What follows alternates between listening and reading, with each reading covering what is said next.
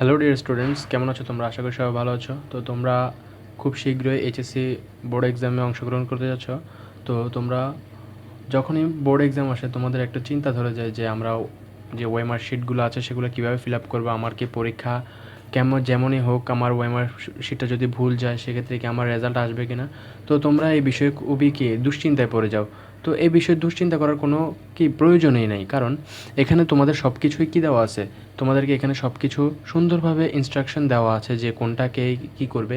এবং তোমাদের যে ইনভিজিলেটর পড়বে, মানে পরীক্ষায় যে পরীক্ষক পড়বে, তিনি তোমাদের খুব সাবলীলভাবে এবং সুন্দরভাবে কি সব পরীক্ষার আগ মুহূর্তে তোমাদের এগুলো বুঝিয়ে দিবে। তো তার পূর্বে আমি তোমাদেরকে একটা নমুনা ছকের মাধ্যমে, নমুনা ওয়েমার শিটের মাধ্যমে আমি তোমাদেরকে বুঝিয়ে দিচ্ছি যে কোনটা কীভাবে করতে হবে। না হলে তোমার এক পর্যায়ে গিয়ে যদি তুমি এখানে ভুল করো এবং তাদেরকে না জানাও, সেক্ষেত্রে তোমার কিন্তু পরীক্ষার যে খাতাটি সেটি কি বাতিলও হতে পারে। এবং আমরা পূর্বে দেখেছি যে অনেক শিক্ষার্থী অনেক ভালো ভালো পরীক্ষা দিয়েছে এবং বাসায় গিয়ে বলেছে যে আমার পরীক্ষা অনেক ভালো হয়েছে, কিন্তু শেষমেশ দেখা গিয়েছে তার কি যেই উত্তরপত্র বা খাতাটি সেটি কি মূল্যায়িত হয়নি, কারণ যে সে যে ওয়েমার শিটের যেই রেজিস্ট্রেশন নাম্বার বা রোল সেগুলো কি ভুল দিয়ে এসেছে, যার কারণে কি তার রেজাল্ট আসেনি। তো তোমরা এখানে শুরুতে দেখতে পাবে যে এখানে এসএসসি, এইচএসসি এবং তোমাদের যেহেতু এইচএসসি পরীক্ষা এবং দাখিলের একটা ইয়ে থাকে, যেহেতু তোমরা এখানে এইচএসসি পরীক্ষা দিবা, তো তোমরা এখানে এইচএসসির বৃত্তটা ভরাট করবা এবং তোমাদের এখানে রোল নাম্বার দেওয়া আছে এবং রেজিস্ট্রেশন নাম্বার দেওয়া আছে। তোমরা এখানে রোল নাম্বারে তোমাদের যেই রোল নাম্বারটি দেওয়া আছে সেখানে এগুলো প্রথমে সংখ্যায় লিখবা এবং পরবর্তীতে ওই সংখ্যার অনুযায়ী তোমাদেরকে ডিজিটগুলোতে এখানে বৃত্তগুলো ভরাট করবা। সেমভাবে রেজিস্ট্রেশন নাম্বারটাও ফিল আপ করতে হবে তোমাদের থেকে। প্রথমে এখানে ডিজিটগুলো লিখবা, দেন বৃত্তটা ভরাট করবা।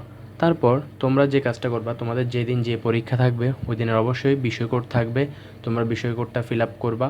তারপর তোমরা এরকম তোমাদেরকে দুইটা ওয়েমার শিট দেওয়া হবে, একটা হচ্ছে যে এমসিকিউর জন্য এবং একটাই হচ্ছে সিকিউ দেওয়ার জন্য। তো পরীক্ষায় যখন এমসিকিউটা দেওয়া হবে তোমাদেরকে, তোমরা এমসিকিউ প্রশ্ন পাওয়ার পরই তোমাদের ওইখানে একটা সেট কোড থাকবে, ওই সেট কোডটা ফিল আপ করবা, কারণ একটা পরীক্ষায় 4টা সেট কোড থাকে। তুমি যদি সেট কোড না লেখো সেক্ষেত্রে তোমার যে এমসিকিউ শিটটা বা এমসিকিউ ওয়েমার শিটটা সেটা বাতিল হয়ে যেতে পারে। আর দ্বিতীয়ত এখানে তোমরা শুধু এই ডটের উপরের যে অংশটা আছে তোমরা শুধু সেই অংশটাই কী করবে, পূরণ করবে। নিচের অংশগুলো পরীক্ষক পূরণ করবে, ঠিক আছে?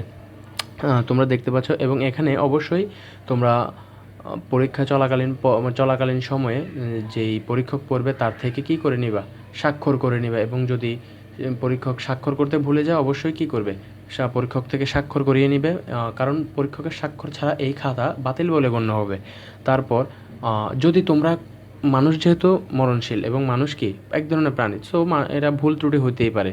তো তোমাদের যদি এখানে রোল নাম্বার, রেজিস্ট্রেশন নাম্বার বা বিষয় কোড যে কোনো কিছুতে যদি কোনো জায়গায় কোনো ভুল হয়, সেক্ষেত্রে তোমরা সাথে সাথে তোমাদের যে পরীক্ষক আছে তা ওনাকে কী করবা, ওনাকে জানাবা।